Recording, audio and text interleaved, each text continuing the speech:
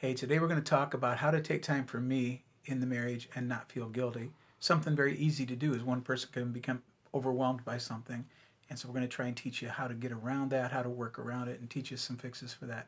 Hey, I'm Mitch. And I'm Kim at Keeping the Vows, where we're helping people discover and maintain a Christ like marriage. Masterfully done. Masterfully done.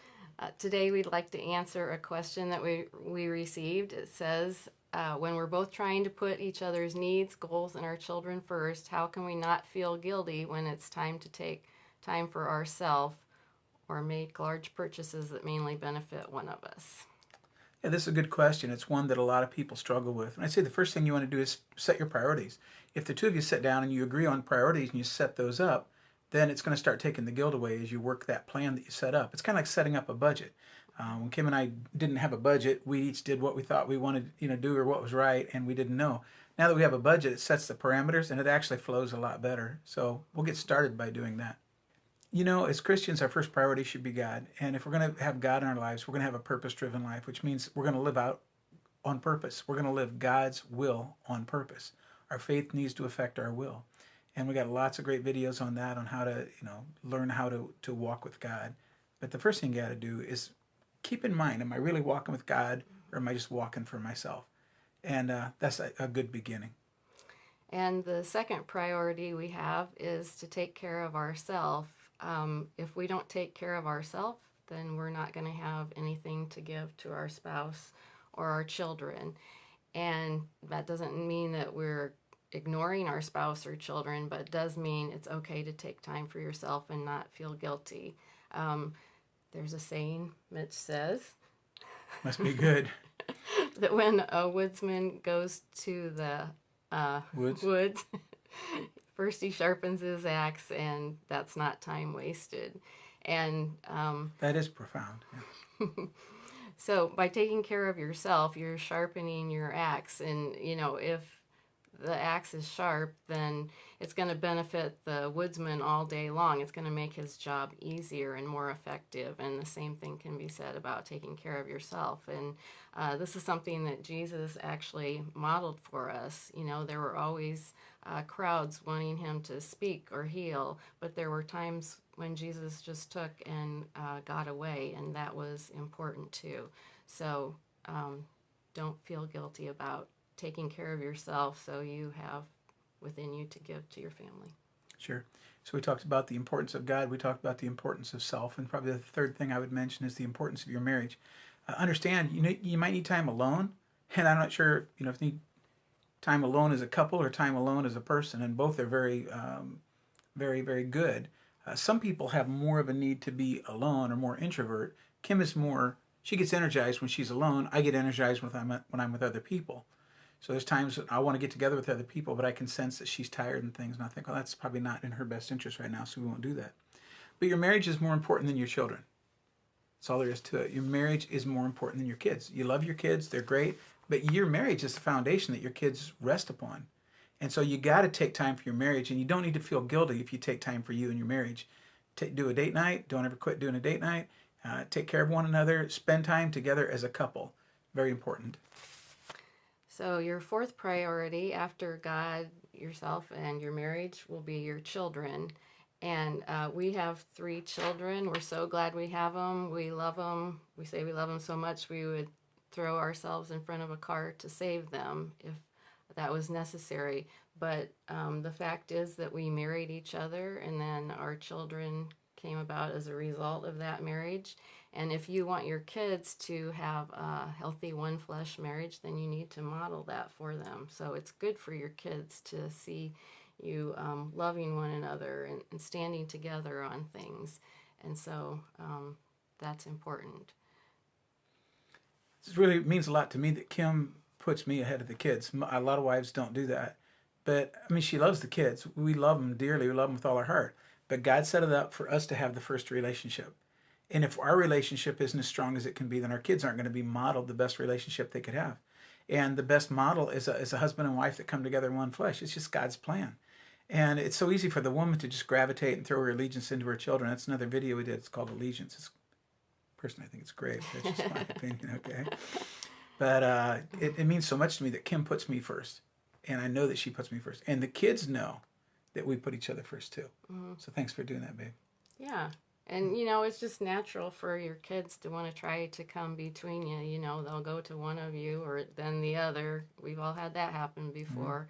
But you need to stand united so that you're setting a good model for them. Good. So some things to think about when we think about time for ourselves is think about the things that take away from our times and put those in priority too. So one of them could be work. Work is important. It might be how you pay the bills and things like that. But on the other hand, it's not more important than your marriage or your kids. So you might want to look and say, what is it that I want that is so important that I spend this many extra hours away from home? It might be that that's not really a priority that you do that. And so next one is beyond work is recreation. Uh, there's people that recreate slightly. There's people that do a lot. And they might have, like I had one or two hobbies and I thought, wow, that's quite a bit. And I thinking of another person we got talking about, and they had like 7 hobbies. I think, well, wow, that takes a lot of time. So think about your recreation and what that takes away from you. And also think what that takes away from your finances too, all that recreation, okay? And then your other family, your extended family, how much time are you going to spend with them? Or your friends, people like that. It's just, that's important to spend time with them, but your marriage has got to come first. And chart all this out. There's a book called 168. That's the number of hours in a week, and I chart once every 2 years. I chart out my hours every 15 minutes, what I do all day long, and at home even too. And it helps me understand where I do spend my time. So if I'm going to get one of those put on our webpage at keepingthevows.com. I'll try and get that on soon. That's a time chart where you can just go and download it. And you can fill in what you do every 15 minutes. Very revealing how you really spend your time. You're going to find out that you maybe have a lot more time than what you thought you had. Of course, your social media is something else to think about that takes up your time, and especially these days, they say you look at your cell phone 140 times a day. That's crazy. One of the things that I know that I try to do, and I know some of our kids are doing too, is like I just won't look at my text or my emails except for maybe 2 times a day or something like that. I actually took the little, I have a Mac, and on the bottom there's a little red circle that tells me how many emails or how many texts. And on my phone and on my computer, I actually shut that off because it's not that important. The people that need to get in touch with me can, and I don't spend my whole day replying to other people. So don't feel guilty taking time for yourself, because the opposites attract. It probably wouldn't be unusual that, as Mitch said before, I need more time away than he does, and so you need to be mindful for that. And I do appreciate when he looks at me and says, hey, you're doing too much, or you need to take some time off. Yeah. So, watch out for your spouse also. Yeah. I had my cancer surgery. They told me I needed to take 2 weeks off of work. And after about 5 or 6 days, I told Kim, I said, I think I'd be cheating my work if I don't go back to work. Kim, she was so smart. She looked at me, she says, honey, they said 2 weeks. There's a reason for that. So for the next week, especially, if she'd look at me, she'd go, you look tired, lay down. She'd say, you've been standing up too long, sit down. And she's not like that at all. So I was just like Pavlov's dog. Whenever she said something, I just did it. But you know what? At the end of 2 weeks off, before I went back to work, that was a smart thing that I did that. So manage that well. Okay, the other part of your question was how do we handle large purchases? And everybody has that we work with. Kim and I both have hobbies. She has sewing is her main one, and reading books, and then mine is woodworking. Well, guess what? I spend a lot more money for woodworking than she does for sewing. Whenever I need another tool, I say, what sewing stuff do you have that I could sell so I could buy another tool? Which, the sewing budget is this big, and, He's joking. Well, seems that big. Okay. But anyway, when it comes to it, purchases for especially hobbies or time off recreation, we can kind of justify a large thing for ourselves, but maybe it's not in the best interest of us to do that. There was a time when I wanted to buy a new bandsaw, and it's, I don't know, $1,200 or $1,600. It's a lot of money for us. And so we have an envelope system, and I saved up the money, and I sold some of my other hobby things that I could so I could get it. And came a day when I was going to get it, and I said, I think I'm going to order that bandsaw. I have all the money now. I've sold this other stuff. And Kim goes, okay. And just by the way she went, before she did, I know her, all these years. And I said, what is it? And she goes, well, we have this other bill due. And I looked and I listened to her, and I said, you know what? It would make more sense to take that money and pay off this bill than it would to buy that. And Kim actually started crying, and she said, but I want you to have a new bandsaw. I mean, she's that sweet, right? But I said, no, there'll be time in the future for it. But what was really good was over the next few days, there's 4, 5, 6 times I told Kim, thank you so much for talking to me about that, because it's important that you told me what you thought. And then finally, after 3 or 4 days, one day she looked at me and she goes, it hasn't always been that way, which was revealing. It meant there's a day when she couldn't talk to me about stuff like that.